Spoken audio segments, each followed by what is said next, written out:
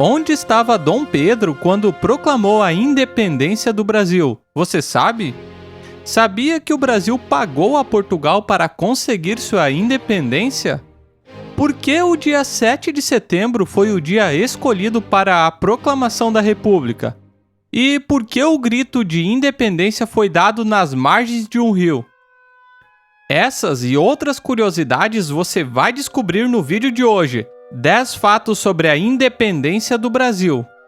Como você sabe, esse canal é independente e conta com a ajuda de vocês para seguir adiante. Por isso, vou pedir aquela forcinha, então se inscreva aqui embaixo e deixe seu like.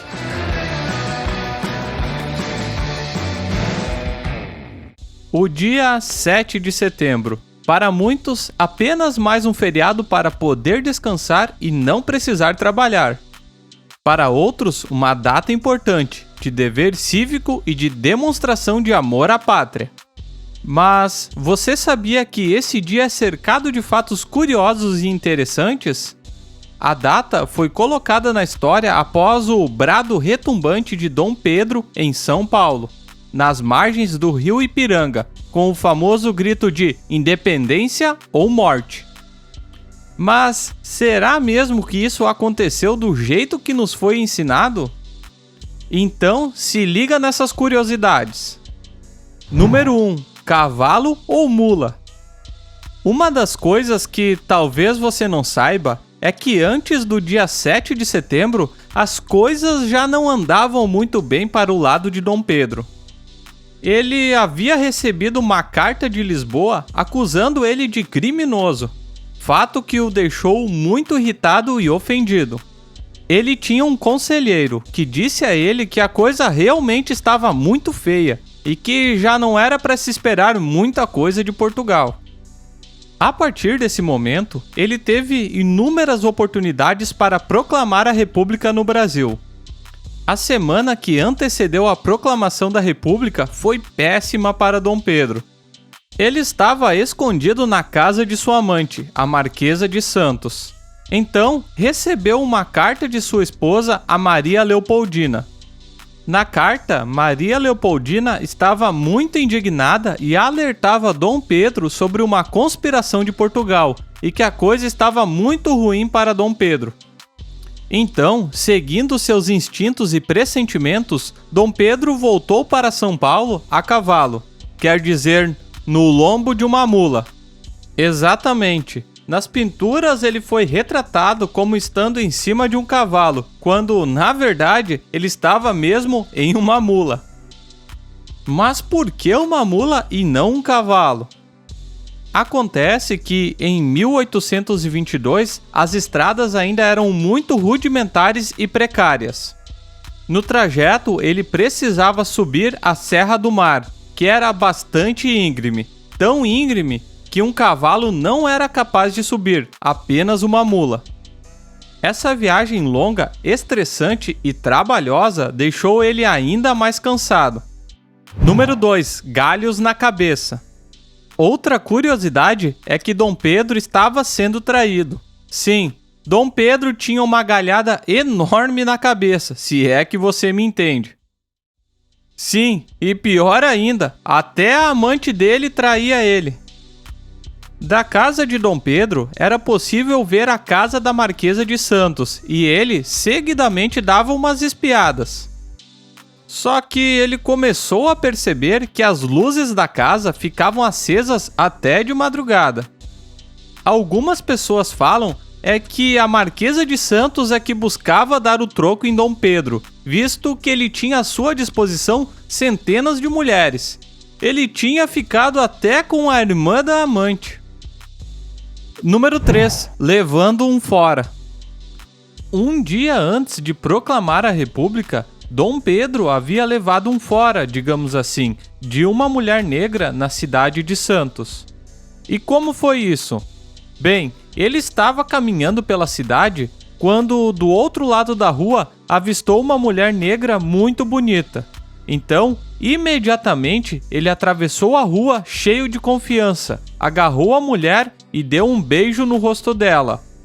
Só que ela não gostou nem um pouco e deu um tapa nele. Bom, ele não se deu por satisfeito e tentou comprar a mulher. Porém, o dono dela recusou a oferta e não a vendeu. Aí, ele continuou a viagem traído no lombo de uma mula e ainda tendo levado um fora.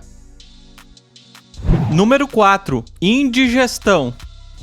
Se você já viajou, sabe que existem muitos pontos onde paramos para comer as comidas de estrada. Naquela época não era diferente. Onde quer que o príncipe parasse, todos queriam lhe oferecer algo para comer, desde um café e lanches até água e comida. Acontece que a cidade de Santos não tinha lá as melhores condições sanitárias, sendo considerada uma das piores do país. A água da região era péssima e, para disfarçar o gosto das comidas, que também não era muito bom, ele tomava bastante vinho. Então, imagina todo o estresse e condições dessa viagem. Estradão de terra, poeira, andando em cima da mula com barriga cheia de comida estragada e sob o sol quente. Ele começou a suar frio. Número 5. Dor de barriga. E o que já era esperado aconteceu.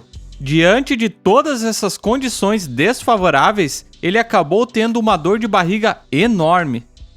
No dia 7 de setembro de 1822, a comitiva que acompanhava Dom Pedro teve que parar às margens plácidas do rio Ipiranga para que ele pudesse subir o morro e conseguisse evacuar.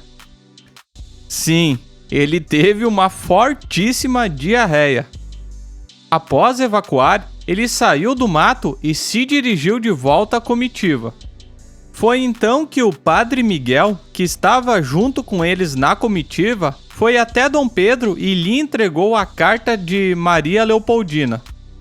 Dom Pedro, furioso, amassou a carta, jogou ela no chão, ajeitou sua farda e disse: "Diga à minha guarda que acabo de fazer a independência completa do Brasil. Estamos separados de Portugal." Eram 4 horas da tarde do dia 7 de setembro de 1822. Essa é a versão original da independência do Brasil. Bastante glamurosa, não? Número 6. Independência ou morte. Bom, se você pensa que ficou tudo tranquilo após a proclamação de Dom Pedro, eu vou dizer que não. Aquele grito expelido por Dom Pedro, na verdade, foi um ato sem validade legal, digamos assim. Foi mais simbólico mesmo. Foi apenas lá no Palácio do Governo que ele, um pouco mais tranquilo e recomposto, escreveu a tal história do Independência ou Morte.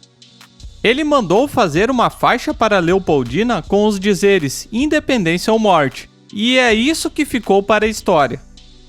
O ato foi simbólico, porque, na verdade, o Reino de Portugal não reconheceu essa história de independência, e os brasileiros tiveram que utilizar as armas para garantir sua independência. Número 7. País independente. E agora? Mas então tá, Brasil independente, por conta própria, sem Portugal. E aí, como se organiza e governa o país? Dom Pedro não tinha capacidade suficiente para organizar politicamente o país das dimensões do Brasil. Quem fez grande parte dessa organização foi o seu conselheiro, José Bonifácio. O José Bonifácio era um homem com grandes ideias. Ele defendia o fim da escravidão, a reforma agrária e também tinha a ideia de fazer a capital do país no interior do Brasil. Infelizmente, ele não conseguiu implantar essas ideias, mas mesmo assim deixou essa semente para o futuro. Número 8. Maçonaria. Outra curiosidade é que a maçonaria teve um papel muito importante nessa história toda. Ela foi um pilar da independência do Brasil. José Bonifácio, inclusive, era um maçom. Assim como todas as pessoas influentes na sociedade do Brasil da época, os maçons apoiavam a independência em vários países da América.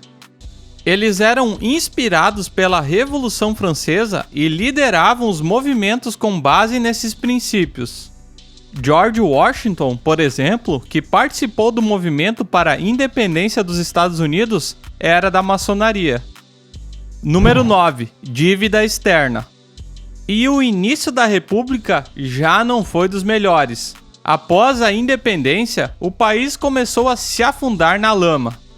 O país contraiu uma dívida enorme, a maior dívida externa do mundo na época. Portugal explorou demais essas terras. Além de extrair uma quantidade gigantesca de riquezas das nossas terras, ainda exigiu 2 milhões de libras como uma maneira de deixar o país ficar independente. Também, o país não contava com recursos financeiros para poder persistir. Para isso, Dom Pedro pediu um empréstimo para a Inglaterra. Depois, para pagar a Inglaterra, pediu empréstimos para outros países. E assim, o nosso país foi indo, sempre tapando o sol com uma peneira. Número 10. Recado para o Brasil. Algo que pouquíssimas pessoas sabem é que a Angola quase virou território brasileiro. Em 1822, Portugal tinha várias colônias, uma das quais era Angola. Angola tinha uma relação comercial muito boa com o Brasil. Sabe por quê? Bem, a maioria dos comerciantes de escravos era de Angola. Por isso, era interessante para ambas as partes que Angola fizesse parte do nosso território. Claro que isso não deu certo. Quando Portugal ficou sabendo disso, logo tratou de enviar um recado para o Brasil para que ficassem longe de suas colônias. Do contrário, a coisa ia ficar feia. Como o Brasil estava numa situação muito desfavorável, só coube a Dom Pedro aceitar sem reclamar. Sabe algum outro fato sobre a independência no Brasil? Comenta aqui embaixo. Também já se inscreva no canal se você ainda não é inscrito, ative as notificações e eu aguardo vocês no próximo vídeo. Valeu!